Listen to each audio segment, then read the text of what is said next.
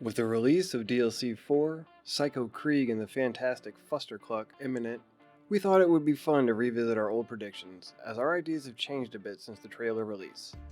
This video is just fun speculation while we wait for the DLC to drop, so take that into consideration while watching.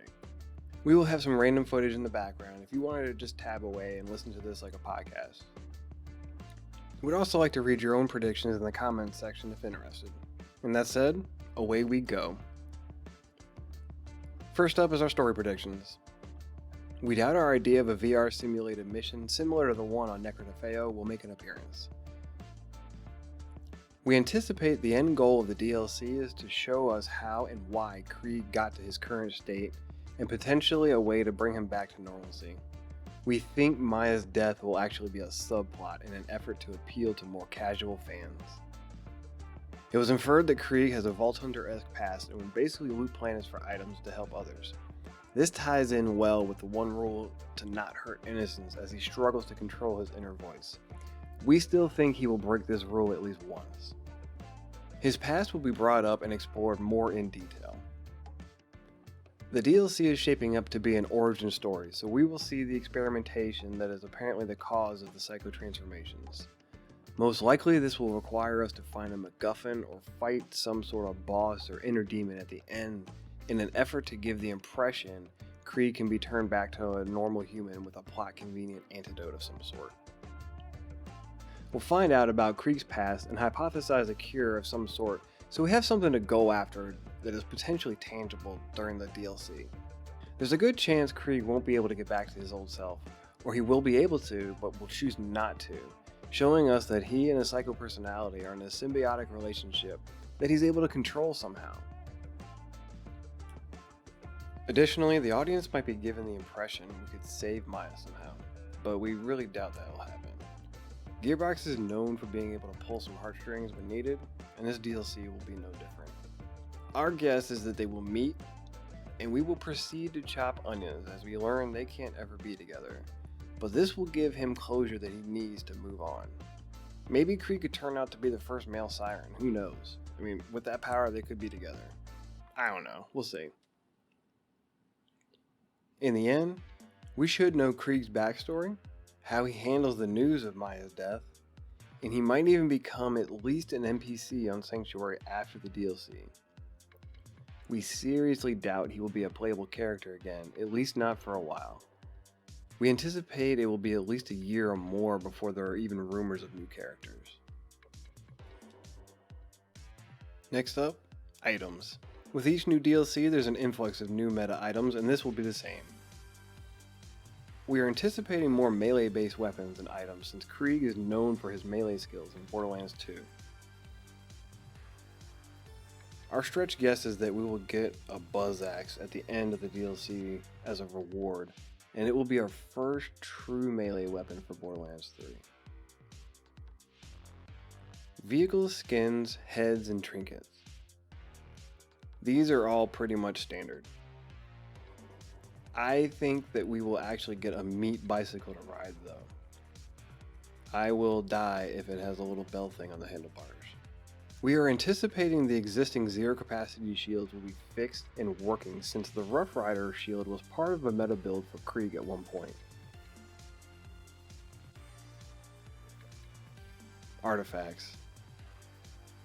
A reverse deathless artifact would be great for this DLC. With it, we could probably get like one shield point and a ton of health points in return, or something similar to that. Grenade mods. We would really like to see some sort of mechanic where a grenade would be used to make psychos fight for you or turn against each other. Very similar to the acid burn, how it converts bots to fight for you. Also, maybe if they could add a stun feature or a roll to grenades. So instead of maybe knockback or singularity, you roll a stun and it basically just sticks enemies where they are. Maybe dot them up with some shock damage or something, that'd be kind of cool. A throwable cut purse could actually change the entire game. Unlike a fish lap, you wouldn't have to pair this with an artifact, so it frees up a slot and will potentially create a ton of new builds. On to the good stuff. Weapons. The Face Puncher has run its course. Here we would like to see a new remote melee delivery device, namely a sniper rifle. Our ideal sniper would have elemental projectiles that look like fists and ricochet, but they would add a random element upon ricochet or something, and it would be so OP that it would be nerfed a week later, but it would still be cool to have. A COV SMG, TDR rocket launcher, or the return of a bandit weapon for Borderlands 2 could be very interesting, although highly unlikely. And now on to our stretch ideas. These are kind of in the air type deal, like this is head in the clouds type thing. We would really like to see a new mechanic. It could send the user into some berserk psycho state temporarily and give them buffs or debuff other things. It would be really cool if we could call in help from Krieg's good or bad side, similar to how Zane calls in a clone. Each one could have some sort of unique trait or ability that makes them ideal for certain scenarios. Krieg might end up being a permanent addition as an NPC on Sanctuary.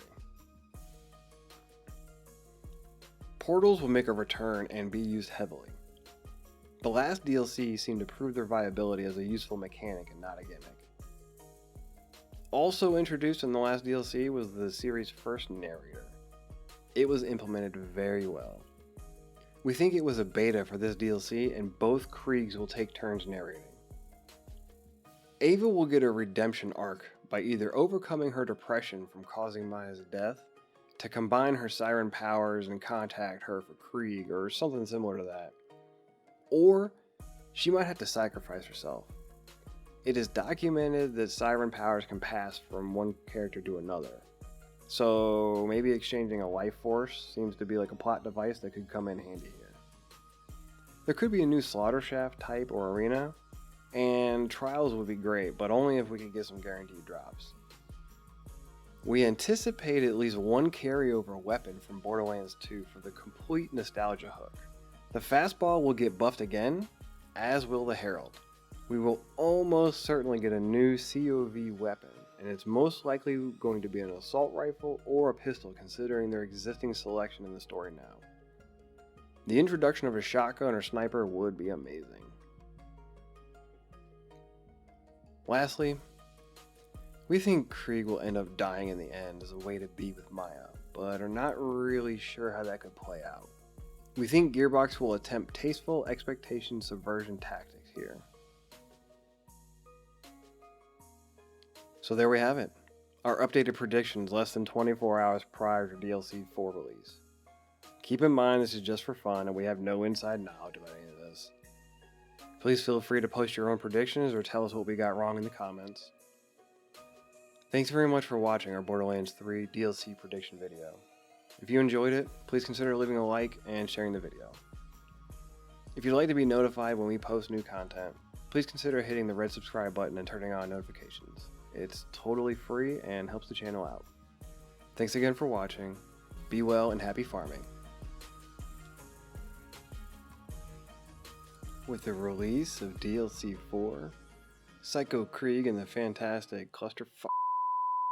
With the release of DLC 4, Psycho Krieg and the With the release of DLC 4, Psycho Krieg and the Fantastic Clusterfuck. With the release of DLC 4, Psycho Krieg and the Fantastic Fuster. Alright, hold on, dude. Alright, hold on. I got this. We got this. With the release.